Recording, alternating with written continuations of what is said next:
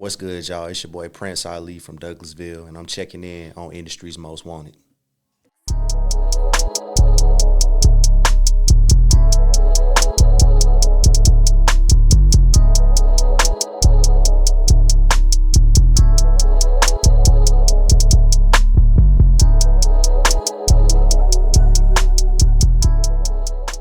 Hey, what's going on, man? It is your girl, TampaMystic, and we are live. Where are we at? Industries. Big Industries Most Wanted, not the little one. Boom. We got a superstar checking in today. Shout out to Get It Right, PrinceAli in the building. That's Give me right. some love, man. What's going on? Thank you for being here today. Oh, yeah, no problem. Thank you for the opportunity. Absolutely. I've been watching your movement for a while. You've been out here working. You're on your grind. Definitely do your thing. And you do a lot of different things. So kind of introduce yourself and break that down for us. Okay. I'm PrinceAli. I'm a producer, engineer, also an artist, label manager. You know, basically everything that you got to do behind the scenes working on the music tip. That's what I'm doing. Listen, I love that for you. Are you originally from the Atlanta area? I'm from Douglasville originally. Okay. Yeah. Douglasville is a beautiful area. You know, for people who aren't familiar with it, put them on the map where Douglasville is. It's far down 20 West, close to Carrollton. It's it ain't that big, but it's a nice little city though. It's out yonder. I like it. Yeah. It's out yonder for sure. But listen, though, I think coming to Atlanta or even being from here, living slightly on the outskirts, like they say, is really the way to go. You know what I'm saying? Like, I don't know how people live in the heart of downtown Atlanta. I'm like, I don't know if I'd want to deal with that traffic all the time. Yeah, it's definitely a different energy. I think I like a slow-paced lifestyle. Yeah. So the country for me, for sure. Me too.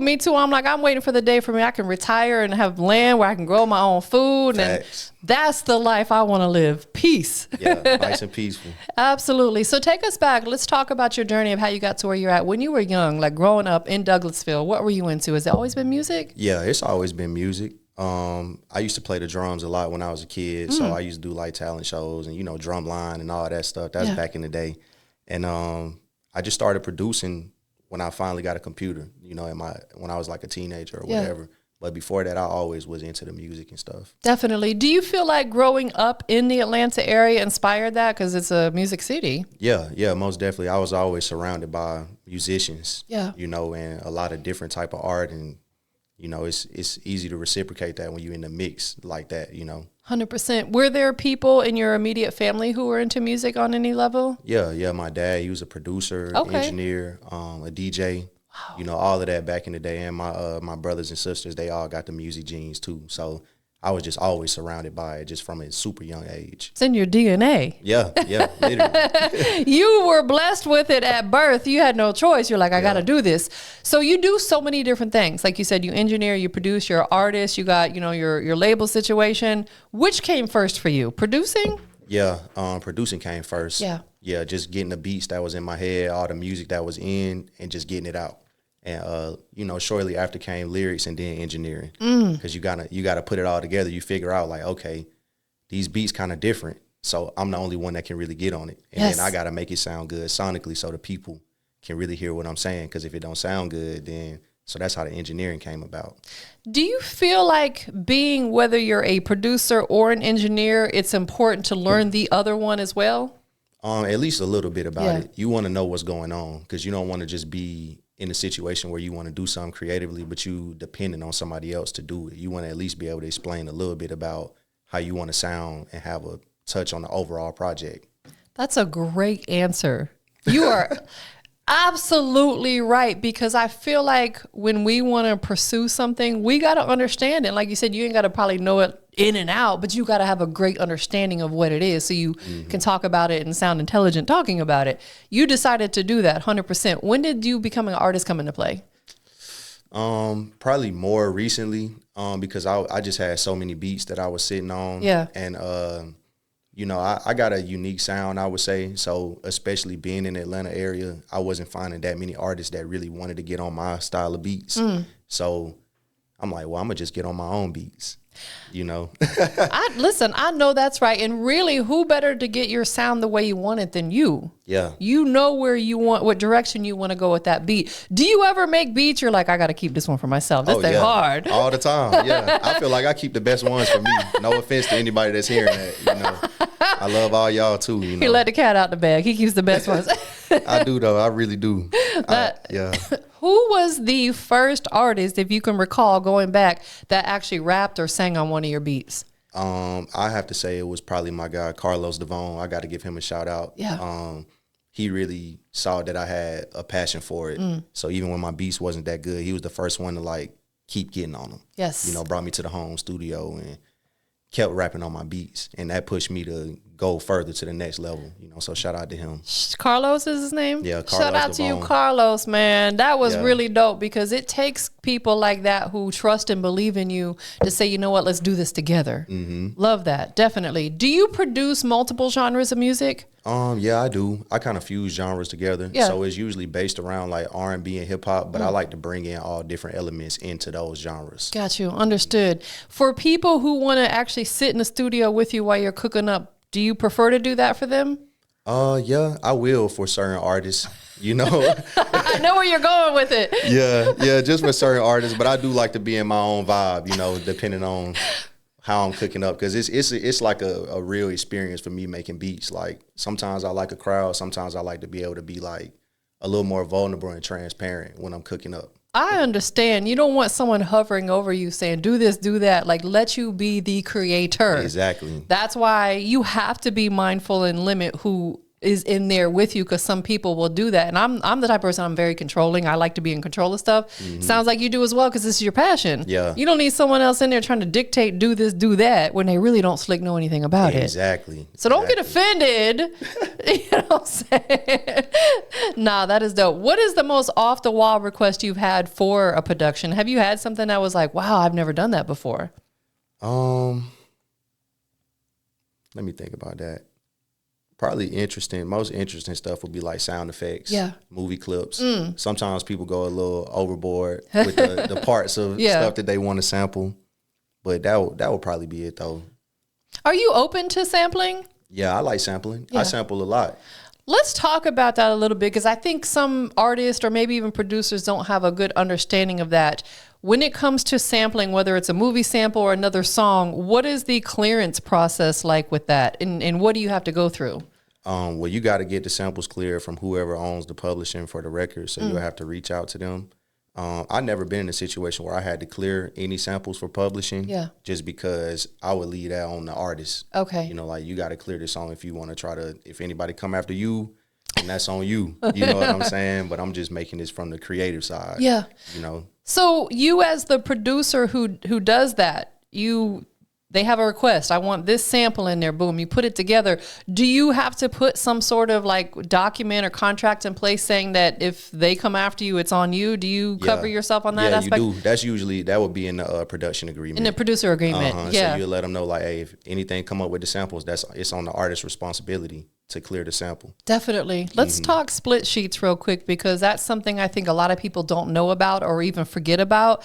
At what stage you as a producer, whether we'll say they're not in a studio cooking up with you, they're maybe shopping with you and you send them a beat pack or maybe on your website or whatever. I want to purchase this beat from you. I want to lease this beat from you. At what point does the split sheet come into play? So for me, I don't really do a lot of stuff digitally. Yeah. I like to really work with the artist. Like I'll cook up, but then they'll come through the studio or we'll get together. And I like to work on the split sheets right there in the studio. Like when we cooking up right on the spot, I used to actually keep a folder and just have, you know, little agreements in there just so we could get it, you know, written down on paper and everybody have an understanding, you know, off the rip that this is how it's going to go if the song break down. That is so key, because that's just a part of you having your business in order. You don't want to never have to get ready. You want to stay ready. Exactly. 100%. Any producers out there that are not doing split sheets, what would you say to them? I would say you need to start immediately, you know, get on your splits and make sure you're registering all your songs, you know, with your performance rights organization and all of that, because a lot of artists, they not doing that. So you can take the initiative and do it and put all the information in correctly yourself, you know, if you got to. Yeah. As a producer, do you have to have, are you BMI or ASCAP? BMI. Do you have to have two separate accounts, one as a like composer and one as like a songwriter per se? I personally have two accounts. I got one for my publishing and I got one as a composer songwriter. Okay. Yeah, so I got them linked. I love that, man. Listen, this guy's putting y'all on game. On game. And I love that. And thank you for being transparent and talking about it, because there's a lot of aspiring producers out there who don't understand how all this works. I used to manage a producer, shout out to Shawty Fresh, and we're still great friends. And he taught me a lot about that, because I didn't know anything about that. You know what I'm saying? How important it is to get all that stuff together, because what if one of those songs lands in a movie, sync licensing? You want to have that producer agreement in check. Yeah, exactly. Already before it come up, you want to already know what's going on. Absolutely. Besides having like your producer agreement and having your split sheet, is there other things you as a producer that you need to make sure happens before that song gets out there in your publishing? Yeah. Just make sure you got your publishing admin, that's who's going to help you find when your song's getting spins, and they're going to send the money to your publishing account. And make sure that producer agreement, make sure the song get released and documented, registered properly, and that you got all your stuff in place to receive your royalties. Yes. Basically. I know as an artist you have to register your music with Sound Exchange. As a producer, do you have to do that, or is that completely up to the artist? Well, if you're going to be the one that's registering the music, you will need to do Sound Exchange for, I think is, what is it, terrestrial royalties or something like that? Yeah. So it's a few of those different kind of royalties you have to get in order. Absolutely, because Sound Exchange, for anybody out there don't understand, they, like you said, they do digital radio. We're talking internet radio. We're talking like Pandora, Sirius XM. That's how you get paid out. A lot of artists leave money on the table because they're not registering with these platforms. You're an artist as well. Do you feel like being a music producer and understanding that side of the business helped you out when you became an artist on the business side? Yeah, absolutely. Yeah, because I can do everything basically in-house, and from start to finish, I can guide the whole process. Yeah. And usually do everything by myself. Definitely, 100%. What's the current single that you're pushing as an artist right now? I'm really not pushing nothing as an artist right now. I am an artist, but it's more like that's more like a passion, like a vibe. Understood. Like I just it's like a release probably. Yeah, it's like therapeutic, because the only reason I even say it now is because at one point I wasn't saying I was an artist, and I didn't want to downplay that part of my musicality. Understood. Listen, we all have to find something that's like a form of therapy for us, even though producing probably is, music probably is as well, because that really you're able to display your creative side on as being a musician, being a writer. Are you a writer? Do you sit down and physically write? Yeah, I write. I write in real notebooks, composition books. That's dope. Yeah, I'm kind of old school with that. No, I love that. I love that. And I think artists... I have some artists that sit down with me. They're most of them younger that said they've never wrote a song. They just get in the studio and punch in. I said, one time, just try writing a song and see how it makes you feel. You might fall in love with it. Yeah, you never know. Experience. Definitely. Going back to the producer side, one thing I forgot to ask you about Song Trust. Is that something that you tap in and register? Yeah, I actually do have Song Trust. That's my publishing admin. That's so important. Yeah, facts. So important, because they will find money for you that you don't. If I play one of your videos on here and your song or your publishing something you register goes viral, they're going to collect that check for you. Man, thank you for sharing that too. Song Trust, make sure y'all register with them. So you have your own studio. What's the name of it? I work at Nolan Off Studios. Okay. Envision. Envision. Okay. Talk to us about the process for artists. If they want to come in there and cook up with you, you ain't got to give out your personal information, but if they want to come in and cook up with you, whether they're recording, producing, what's the best way for them to reach out to you? The best way to reach out to me is on any social media. You can find me at PrinceAli XL. You can just send me a DM, and we can arrange it, whatever y'all trying to do. I know that's right. And be about your business. Be ready to work. Facts. Be ready to work. The window shoppers be killing me. Yeah, that's real though. But you can always just say what's up though, No, just facts. say hello. Build a relationship. How important was it for you to have like a home base that you can work out of, to display your creative side? It was real important. I feel like you just need that time somewhere you can go, and take your shoes off and get comfortable. Yes. And really sit down and marinate over the music. And you can't just do that when you paying per hour for studio time. Right. Because you feel pressed. You're always having to watch the clock to say, dang, I only got 15 minutes left. Yep. You want to have a space. That's why I got this space here, because I always, for a long time, worked out of someone else's studio and did it by the hour. And I was like, you know what? Sometimes I want to be here for like 5-6 hours. I don't want to have to worry about, there's someone else waiting to come use the space. That's the luxury of what you have as well. Yeah. How long have you been there?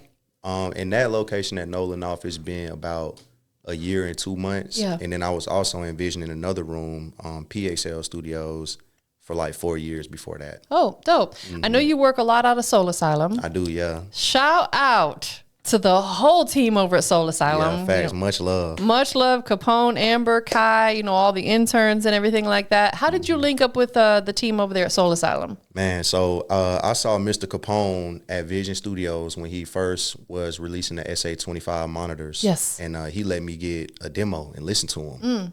So I was just taken aback by the sound quality and just the brilliance that he was able to create that. Yes. The first black-owned monitors, 4-way reference monitors. So I supported his brand by, buying the SA7Ms when he put those out. And I was going to events over there and everything and booking consultations to get information from him. Yes. So as kind of like, I guess I would say like a mentor, he was always kind of there helping me, telling me how I could improve my game. Yes. So basically I ended up doing a shoebox money deal at Soul Asylum. Tell people what that is. Yeah, so the shoebox money deal basically is like $1,000 for some bulk hours. So you get hours in the Platinum Suite, world famous Platinum Suite. The sound is amazing. Everything is great in there. And I was just using that kind of to segue my way into engineering in a bigger studio. Yes. And I guess he saw my initiative and allowed me to be like Black Polo Skills Game, which is kind of like an intern, beginner level, engineer. So I'm working my way up from there. Congratulations. Yeah. That's dope. You're a great fit over there. Yeah, it feels good. Absolutely. And you have such a humble spirit. And I think that the humility is what's so important for people to rise up in this business, because people just some people that are just starting out have such an arrogance about them. Nobody wants to work with someone like that. You have a very humble spirit. And that's why God's blessing you. You know that, right? Yeah, no, that's facts. Yeah, I try to remain that way, because it's always somebody that's doing better or know more than you or whatever. So, you got to just play your position. You got to learn as much as you can from everybody. Absolutely. Like Mousequake said at the Immersive Cookup, he never wants to be the smartest person in the room. Yeah, facts. That is facts, 100%. Let's talk about that. Was that your first time cooking up in Dolby Atmos, or have you done that before? That was definitely my first time cooking up in Dolby Atmos. It was a great experience. Yeah, tell us what the experience was for you. Yeah, the Immersive Cookup, if y'all don't know, TampaMystic was the host. You did a great job. Thank you. Kept the vibes going. And it was also hosted by Mousequake and 808 Hannah, who was on the boards for the Dolby Atmos mixing. And they brought us about 15, 20 producers together. We got to make beats for a few hours, and then all the beats got mixed in Dolby Atmos, in the Dolby Atmos theater. And it was just a crazy experience. Yes. Like the music was fire, and just hearing the songs, in that SAS laboratory theater on the monitors in Dolby Atmos, just surround sound. It's a crazy experience. It is. It's like surround sound on steroids. Yeah. Because you can have more monitors and more, I don't know all the reference terms, but, it's basically more, it's like what you can have in surround sound, but 4 or 5 times the amount. Yeah. As far as speakers and placements and things like that. So the final product, you and the producers, who did you work with that day? What other producers? Do you recall their names? I work with AP Banks. I work with Lexi the Creative. Okay. And Jam Pack Beats. Dope. We was in a group together. Nice team together. The final product, are you guys able to utilize it? Yeah, we got the beat, and Lacey was handling the splits, like you said. Like the same day, she was hitting us up like, "Hey, y'all, I drafted up this little tentative split sheet, just so is everybody cool with the splits?" And it was 4 of us, so it was an even split. That's dope. Yeah, but the beat, Mousequake sent all the beats back in Dolby Atmos. So right now, I mean, it's still up in the air, but it would be a good song to hear some artists on there. For Absolutely. Sure. I also seen that you were there fairly recently hosting like a listening session. Yeah. Talk to us about that. That's how I connected with them, because I used to do a ton of listening sessions when they were at their other location before they moved over here. It's a great place to bring artists into because the sound quality. Talk to us about the listening sessions that you're hosting. Yeah. We did a listening session. It was for an artist named Jay-Z. He's a Afrobeat artist. Yeah, he's real dope. And I was just moderating that for them, making sure that everything was coming out, the quality that he wanted. He was checking the mixes and getting a crowd response. Yes. Yeah, he had kind of like a control group to see what records he wanted to push as his single.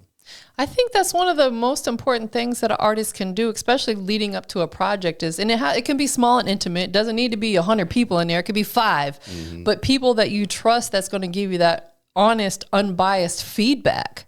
Is that something you're open to doing more of with artists? Yeah, absolutely. I think everybody should at least test a song out before you take it to market. Because you know, unless you just don't care what people think. Yes. Which sometimes that's cool too. Like, I don't care what nobody think. I'm putting this out. Right. This is my single. But, you know, if you're trying to be strategic, then you're going to want to test the market first and just at least see what people think about it. Understood. With your own music, when you record and you're on your artist bag, how many times do you run that joint back and listen to it before you decide, man, okay, it's ready for the world now? Yeah, a lot. A lot for sure. I hear artists say they don't listen to themselves, but I just listen to myself all the time. Yeah. Yeah, and if I got a song I like, I'm going to play it over and over and keep tweaking it, keep going back, editing the mix until it's where I want it to be at. How long on average does it take, you know, once the song is recorded and you're in there on the mixing side for your music, how long does it take for you to get it right? It don't really take that long for me because I know what I'm looking for, and I know I handle a lot of my stuff like on the tracking side. Okay. So I'll stack stuff a bunch of times if I wanted to sound a certain way, or I'll record myself a certain way. That way I can knock out the mix quick. Yes. And I also feel like I'm not as critical when I mix myself as when I mix other people's music. Understood. You know, so I don't rush, but like once it get to a point where I'm like, nah, I like that, then it's done, you know, it's going out. So it could be, you know, maybe 1 or 2 revisions. You know, some songs I'll put them out maybe even more raw, but it's because it captured the essence that I was going for. Understood. On the engineering side, when you're engineering for other artists, do you prefer them just to send you the session, or do you actually allow them to sit in with you on the session? Yeah, I like people to sit in with me because I want to hear their feedback too. Yes. I want to hear ideas, what they think, and what their dream vision is for the record. Gotcha. You know, so if they can describe that and send it in, because I do virtual mixing too, where people just send me stems. Oh. You know, and they send them through the website or whatever. Yeah. But I like to be in there with the artist. You know, I like hearing people's response if I put a drop in the beat. Right. Or if I change something, like that energy make me know like I'm going the right direction. Absolutely. And you can get it right then and there. That way they're not coming back with 30 revisions, you know, like if they're not there and you're like, you know, they're right there on the spot, like, boom, we can change it. Any artist that sits in with you for a engineering session, you're mixing and mastering the record, is there any do's and don'ts? Put it out there. Yeah. Don't hold back. Yeah. You got to just be vibing, you know, and you can definitely let your opinion be known, but don't overtake the vibe. You know, if it's going to be a collaborative project, then that means coming in 50-50. Yes. You know, so that means sometimes you can't just say no.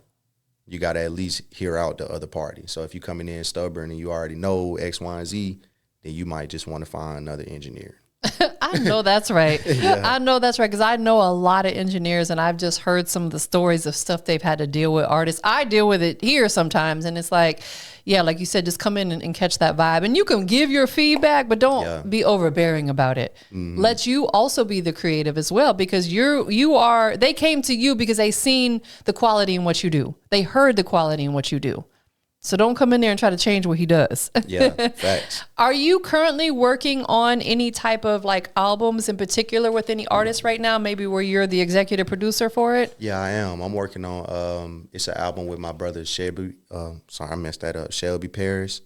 But he go by the hip hop author because he write books as well. Oh, that's dope. I love that. So he write books and do a lot of audio books and other stuff. But I'm working on mixing and mastering his album right now.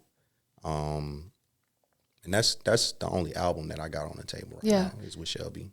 Do you want to get into doing maybe like post-production for film? Is that something that interests you at all?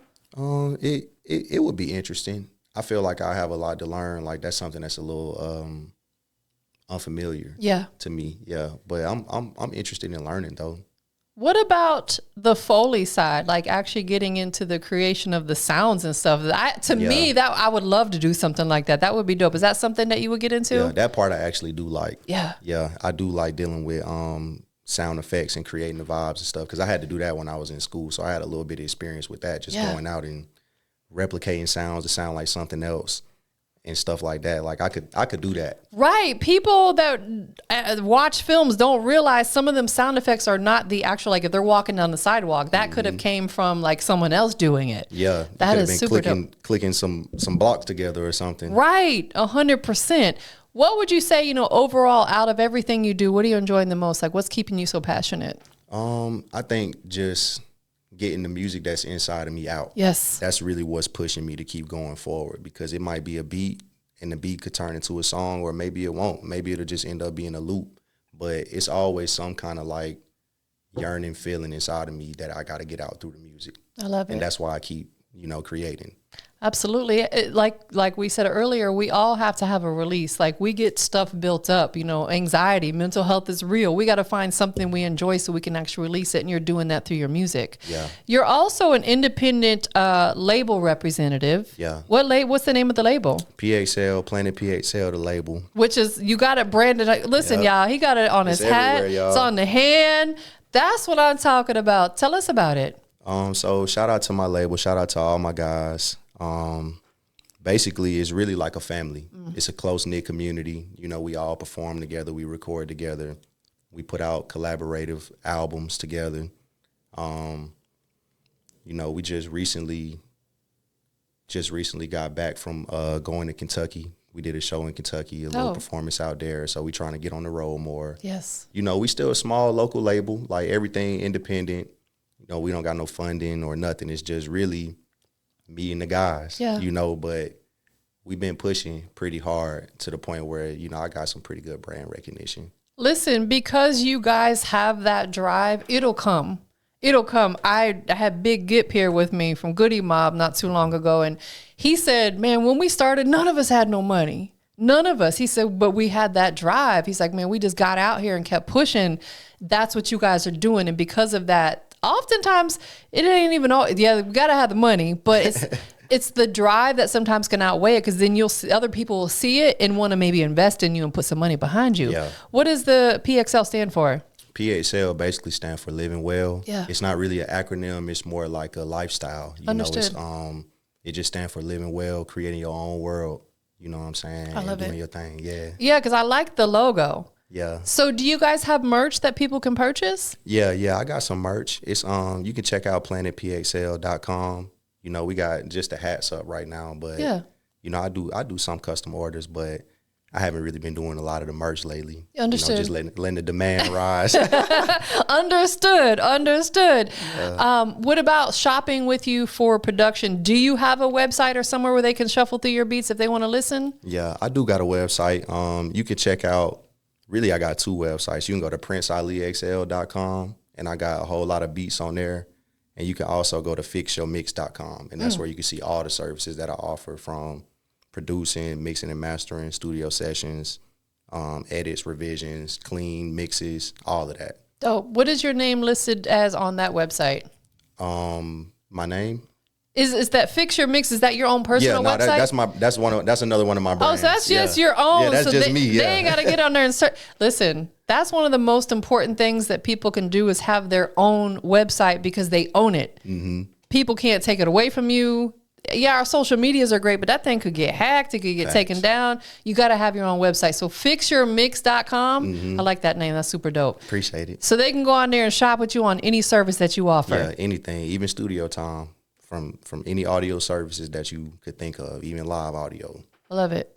Let's jump out of music for just a brief moment. Real estate investing is something that you're pursuing. Talk to us about it. Facts, yeah. So I do also have a construction company on the side. It's called Property PXL. Okay, good. Got to keep the PXL in there. Got to keep it going, keep the brand going strong. But I did recently complete my first house flip renovation this year. Congrats. Yeah, it was earlier this year. So just trying to keep that going, because I see that as a vehicle to really build like wealth, generational wealth. Yes. And I also want to be able to pass that on, to my label, to all my people, and create a way for everybody to eat, off of that. That way you can really do the music and not be worried about nothing when you got residuals. Yes, that is so key and so important. Well, congratulations. Thank you. Did you enjoy that process of flipping that first house? I did. I loved it.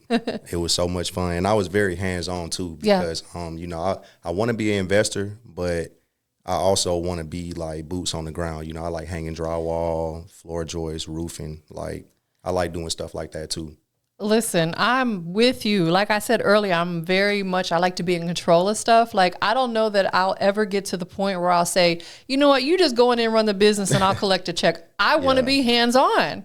You know what I'm saying? And it's not to be like overbearing. I want to be a part of it. Sounds like you're definitely in that same mindset. Yeah, absolutely. 100%. So where do you see you going with the real estate investing? Is this something you want to pursue and make it bigger? Yeah, I'm definitely, I'm still working right now. You know, I'm looking at some land. I actually might find a little gem today if it's not a house fish. Yeah. You know, sometimes they be house fishing, but I got a couple to go look at today. Trying to find my next project, and I'm gonna keep it going. You know, just keeping it going and scaling it, and trying to involve as many people that I know that do stuff locally, like painters. Yeah. And, you know, because a lot of my peers, they grew up to create those kind of companies where they do landscaping and stuff. Yes. So just building economies. I like to try to build economies. That's what I did with the music, built a small economy. So Yes. I'm just trying to scale the same thing on the construction side. Everybody eats. Yeah. I love that. You're actually putting people in a position to win.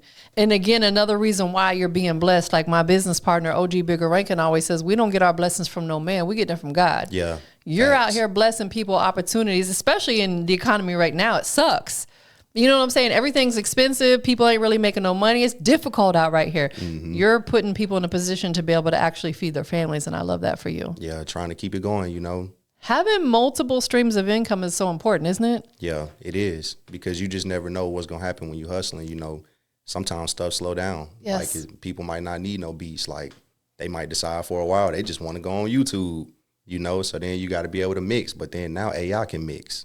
So it's like, okay, you always got to keep evolving and figuring out a way to keep your paper flowing so you can just keep your business growing. Man, you just said a mouthful right there. That is facts, because I feel like everything is seasonal. This time of the year, stuff slows down. So it's like, okay, you got to have something else to fall back on. Facts. Like you said, they might be shopping on YouTube this week because the money is funny for them right now. You know what I'm saying? So for you got to have other stuff going on. Are there other things that eventually you would like to tap into? I want to tap into maybe like some crypto type of stuff. Yeah, like yeah. I did hold a little bit of crypto, but nothing crazy. Yeah. I got some NFTs. I still got a straight NFT collection. That is dope. Yeah, and my boy, he trying to get me on the stocks. You know, he been trying That to day pull me- trading. Yeah, he been trying to pull me over for a while, and I've been seeing his little poster he been doing. I'm like, man, I might have to go in and order that book. You know, it's only like $14, so I'm like, I need to just start studying. Absolutely, because there are people who are up early every day and they're day trading and they're making a ton of money. But you got to understand it, like you said. Take a course, read a book, do something. Don't just jump into it. You know what I'm saying? No, you're absolutely right. That's different streams of income. 100%. You're going to be with us at the event on Thursday. Oh, yeah. Thank you so much for coming out and being part of it, because what we're going to do is all the producers and stuff that are there, we're going to make sure they introduce themselves. That way the artist knows who they need to be networking with. That's super, super important. So thank you for being a part of that. No problem. Thank you for Of even giving course. me the opportunity. Listen, I really want to work with you because I like your energy. I like your spirit. You know what I'm saying? That's why I wanted you here today. So thank you for being here today as well. Any other opportunities I see that may be making sense for you, I'll definitely send them your way. Thank you. I appreciate that. Of course. Absolutely. For anybody who wants to keep up with you, I know you gave it out a little earlier. Tell them one more time your social media and your websites. So y'all can find me at PrinceAli XL on everything. That's all social media. That is the same for, I'm sorry, I got so many websites too, y'all. I mean, I got like 30 of them. Don't feel bad. yeah, I just be trying to make sure that everything is categorized so I could stay organized. I love it. Yeah, but I got PrinceAliXL.com. If you want to listen to some beats, that's like my more personal website. It's more homey, you know. Then I got Fix Your Mix. That's FixYoMix.com for all the audio needs, mixing and mastering, producing, anything you could think of. And then Planet PXL is for the merch, the clothing, and to stay up to date with just the fashion and lifestyle side of everything. Listen, I think it's important that you, like you said, to keep it organized and keep that stuff separated. I think I have probably 6 different websites for all my different brands and stuff, because you don't want to just clump it all together. Yeah. Somebody may not want this, but they want this. So do you update and keep up with your websites yourself? Yeah, I do. So important. All the admin. So important. Listen, I be having straight what I call my admin days. You know what I'm saying? Because you have to be able to do that stuff yourself. Imagine paying someone else to update your website, and it's so simple you could do it yourself. It don't make no sense. 100%. Who do you want to give a shout out to, give some love to, give thanks to for supporting the movement? I want to give a shout out to TampaMystic. Industry's Most Wanted. Appreciate it. For all these opportunities that you've been giving me for just no reason other than goodwill. Yeah. I really appreciate it. Of course. For sure. Absolutely. 100%. Shout out to you for being so dope. Thank you. Listen, it's very genuine. You know what I'm saying? I want to give you your flowers because like I said, your energy is just so pure and it's like you're very humble. And in today's era, we don't find a lot of that. There's people who I don't care how much money they have. I don't want to work with them because of their arrogance and their attitude. You know what I'm saying? So keep being great. Keep being humble. Keep doing your thing. Definitely. Anybody else you want to shout out to? Shout out to my guys, PXL, the label. I don't really want to name nobody in particular because I do have so many partners and so many people that have helped me get in position.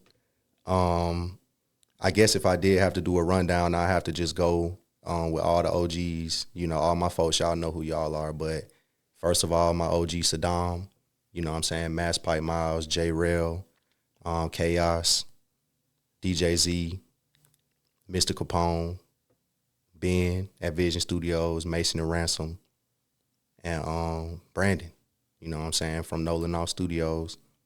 So shout out to all of y'all for the opportunities. And anybody that I miss, you know what I'm saying, all my mentors that don't do music or whatever, shout out to y'all too for everybody that's pouring into me, you know, and once again, shout out to the label and all my affiliates. Absolutely. Leave us with a gem. Do what you love and you will never have no regrets. That's a great one. 100%. I don't know if it's true, but, you know what I'm saying, some words to live by. I think it is true. I think it is true.